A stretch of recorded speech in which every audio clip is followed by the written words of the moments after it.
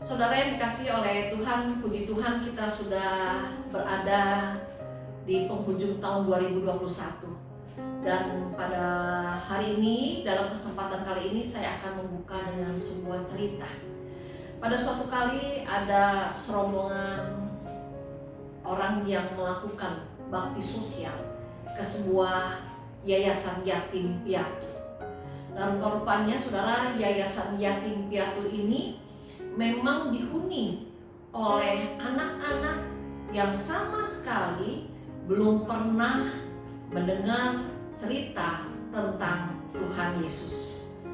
Lalu pada akhirnya dalam acara tersebut, mereka yang datang pada waktu itu mengadakan sebuah acara, dan di dalam acara tersebut salah seorang dari pengunjung yang datang, mereka menceritakan tentang peristiwa kelahiran Yesus di kandang Bethlehem. Nah, setelah selesai bercerita, mereka yang datang lalu memberikan tugas kepada para anak yatim piatu yang ada di sana dengan membekali mereka dengan kertas, dengan lem, dengan gunting. Dengan alat-alat itu, anak-anak diminta untuk membuat prakarya yang menggambarkan tentang peristiwa kelahiran Yesus di Bethlehem. Pada waktu itu, setelah beberapa waktu lamanya diberikan, selesailah sudah anak-anak yatim piatu itu membuat prakarya, di mana melalui para prakarya itu mereka menggambarkan tentang peristiwa kelahiran Yesus di Bethlehem.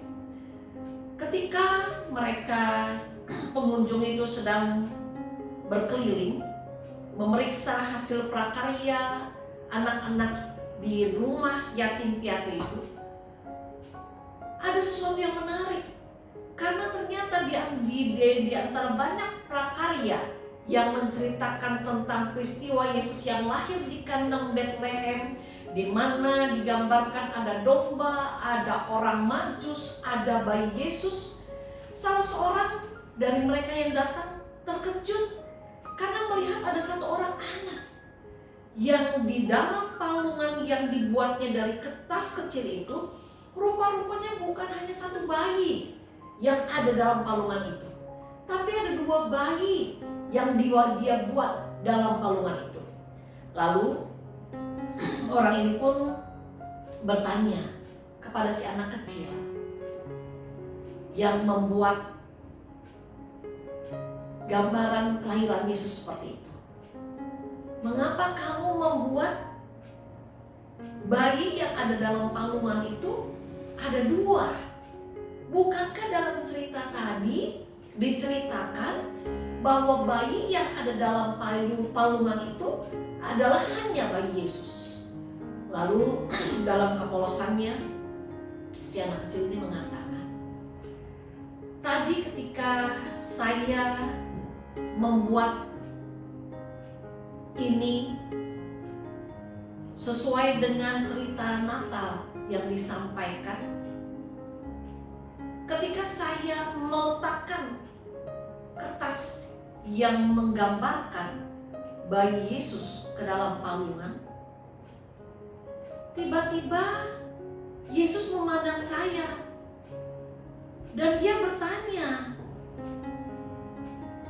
'Apakah engkau sudah mempunyai tempat yang aman, yang nyaman untuk engkau berbaring?'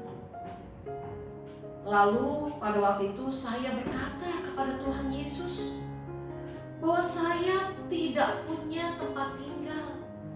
Saya tidak punya papa mama lagi. Saya yatim piatu. Oleh karena itulah saya harus tinggal di panti asuhan ini." Lalu dengan tersenyum Yesus berkata kepada saya, "Kalau memang engkau mau tinggal bersama dengan aku, marilah aku menyediakan tempat bagimu bisa memberikan kasih sayang kepadamu, untuk aku bisa memberi kehangatan kepadamu. Maka saya pun membuat satu lagi bayi yang menggambarkan itulah saya. Jadi mengapa dalam palungan ini ada 2 orang bayi?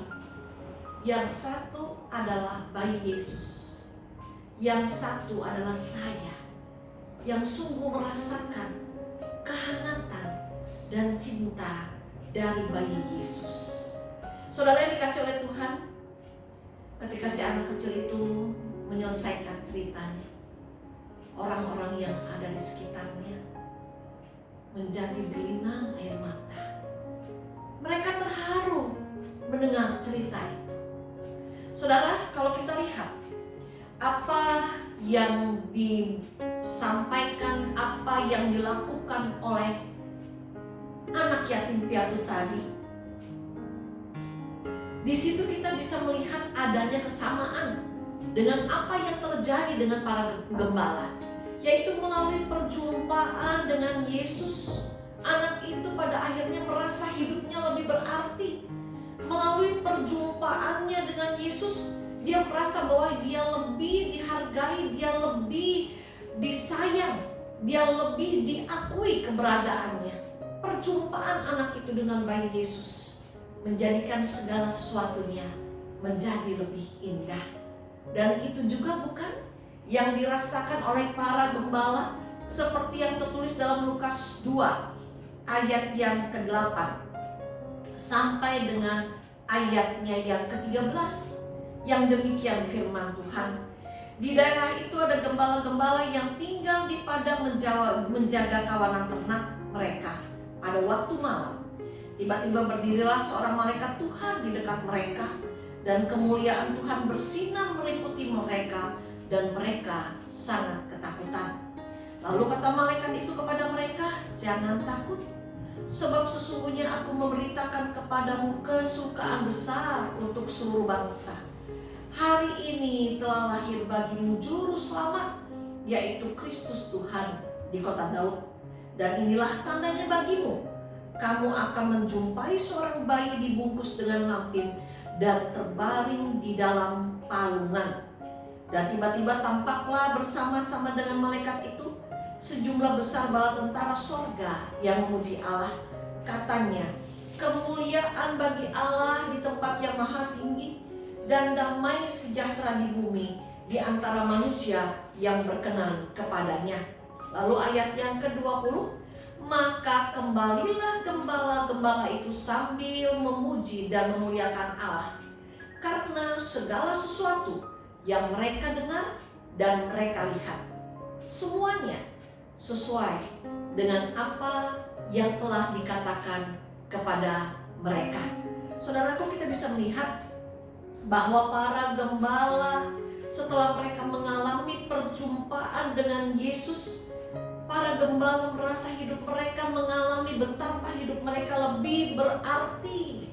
Dan dalam kesederhanaan mereka pada waktu itu, setelah mereka berjumpa dengan bayi Yesus, mereka kembali dengan penuh sukacita.